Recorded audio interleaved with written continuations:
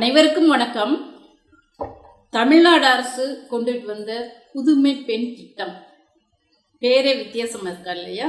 புதுமை பெண் திட்டம். இந்த திட்டம் மூவலூர் ராமாமிர்தம் அம்மையார் அவர்கள் பேரில் தொடங்கப்பட்டிருக்கு. உயர்கல்வி உறுதி திட்டம். அதாவது பெண்கள் கட்டாயம் உயர்கல்வி படித்தே ஆகணும் என்பதற்காக இது உயர்கல்வி உறுதி திட்டம். அது மட்டும் இல்லை, கட்டாயம் படிக்கணுன்றது ரொம்ப முக்கியம்தான். இன்னொரு முக்கியமான விஷயம் என்னென்னா, இந்த திட்டத்துக்கு பேர் புதுமை பெண் திட்டம். இந்த திட்டத்தின் பெயருக்கு ஏற்றாற் போல பழமைவாதத்தை, அதாவது இந்த திட்டத்தில் பயன்பெறக்கூடிய மாணவிகள் அனைவரும் தங்களுடைய தேவைகளை குறிப்பாக பெற்றோர்கள்கிட்டயோ அல்லது சகோதரர்கள்கிட்டயோ கையேந்த தேவையில்லை. ஏன்னா அரசாங்கமே அரசு கல்லூரியில் +2 முடிச்சுட்டு கல்லூரி சேரக்கூடிய, அதாவது கலை அறிவியல் படிப்பாக இருந்தாலும் சரி, டிப்ளமோ, இன்னும் மருத்துவ துணை படிப்புகள் போன்ற தொழிற்படிப்புகளில் சேர்ந்து படிக்கக்கூடிய கல்லூரிக்கு வரக்கூடிய அனைத்து பெண்களுக்கும் மாணவிகளுக்கும் அரசாங்கம் மாதம் 1000 ரூபாய் வழங்குது. இந்த 1000 ரூபாய் மூலமாக பெண்கள் பெற்றோர்களிடமோ அல்லது சகோதரர்களிடமோ தன்னுடைய தேவைக்காக, உதாரணத்துக்கு ஒரு பென்சில் வாங்கணும், பேனா வாங்கணும், நோட்டு புத்தகங்கள் வாங்கணும், அல்லது தனக்கு தேவையான சிகை முக அலங்கார பொருட்கள், பொட்டு வாங்கணும், கிளிப் வாங்கணும், இந்த மாதிரி தனக்கு தேவையான பொருட்கள், ஏன் நாப்கின் வாங்கணும், இந்த மாதிரி தனக்கு தேவையான பொருட்கள் ஏதாவது வாங்கணுன்னா கூட பெற்றோர்கள்கிட்டயோ அண்ணன் தம்பிக்கிட்டேயோ கையேந்தி நிற்க தேவையில்லை. தனக்கு தேவையானதை தானே வாங்கிக்கலாம். ஏன்னா அரசாங்கம் கொடுக்குற இந்த 1000 ரூபாய் பணத்தை பயன்படுத்தி பெண்கள் யாருடையும் கையேந்த வேண்டாம், சுயமரியாதையோட மாணவிகள் இருக்கலாம். இது புதுமை பெண் இப்போ இருக்கிற பெண்களோட நிலை. இன்னொரு விஷயம் என்னென்னா, இந்த புதுமை பெண் திட்டம் வருவதற்கு முன்னாடி பெண்களின் நிலை எப்படி இருந்ததுன்னா, தனக்கு பெண்கள் பொதுவாக திருமணமாகாத பெண்களாக இருந்தால் பெற்றோர்களை சார்ந்திருக்கணும்.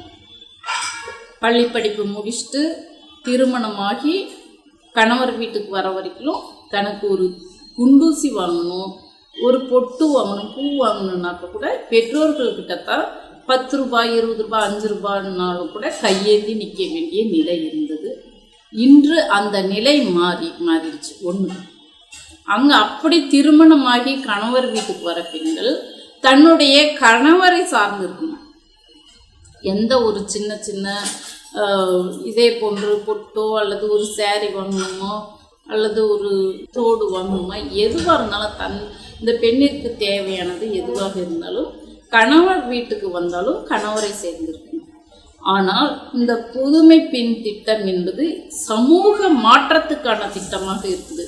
ஏன்னா பிள்ளைகள் படிக்கும் போதே தனக்கு தேவையான அனைத்தையும் தானே செய்து கொள்ளக்கூடிய ஒரு தன்னம்பிக்கையும் துணிச்சலையும் இந்த அரசாங்கம், முத்துவேல் கருணாநிதி ஸ்டாலின் என்று இந்த மாபெரும் மனிதர், மாண்புமிகு முதல்வர் அவர்கள் பெண்களுக்கு அந்த முன்னேற்றத்தை கொடுத்திருக்கார்.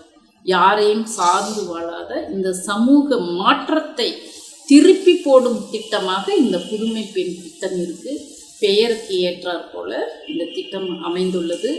அதுவும் குறிப்பாக ஒரு குடும்பத்துக்கு ஒருத்தர் தான் என்று இல்லை, ஒரு குடும்பத்தில் 2-3 பெண்கள் இருந்தாலுமே கூட அந்த 2-3 பெண்களும் கல்லூரிக்கு செல்பவர்களாக இருந்தால் எத்தனை பிள்ளைங்க இருந்தாலும் அத்தனை பெண்களும் மாணவிகளும் இந்த திட்டத்தில் சேர்ந்து பயனடைகிறாங்க.